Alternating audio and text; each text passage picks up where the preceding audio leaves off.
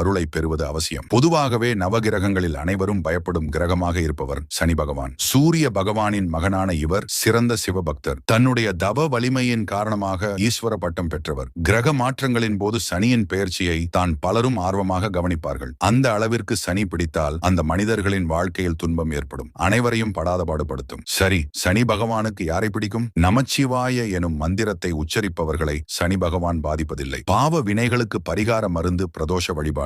இதனை தடையின்றி செய்பவர்களை சனி பகவான் ஒருபோதும் தண்டிப்பதில்லை. அனுதினமும் சிவபூஜை செய்பவர்களை சனி பகவானுக்கு பிடிக்கும். சுத்தமும் சுகாதாரமும் நிறைந்தவர்கள், மற்றவரை அல்லல் படுத்தி ஆனந்தப்படாதவர்களை அவர் பிடிக்கும் காலத்திலும் பாவ மன்னிப்பு அளித்து பாதுகாப்பார் சனி பகவான். சத்தியம் தவறாதவர்கள் மனதில் நித்தியவாசம் செய்வாள் மகாலட்சுமி. அந்த திருமகள் இருக்கும் இடத்தை திரும்பி கூட பார்ப்பதில்லை சனி பகவான். சனி பகவான் இப்படிப்பட்டவர்களை ஒன்றும் செய்ய மாட்டார். ஸ்திரவாரம் எனும் சனிக்கிழமை விரதம், சுதர்சன எந்திர வழிபாடு செய்வது சனி பகவானுக்கு பிடிக்கும். ருத்ராட்சம் அணிந்து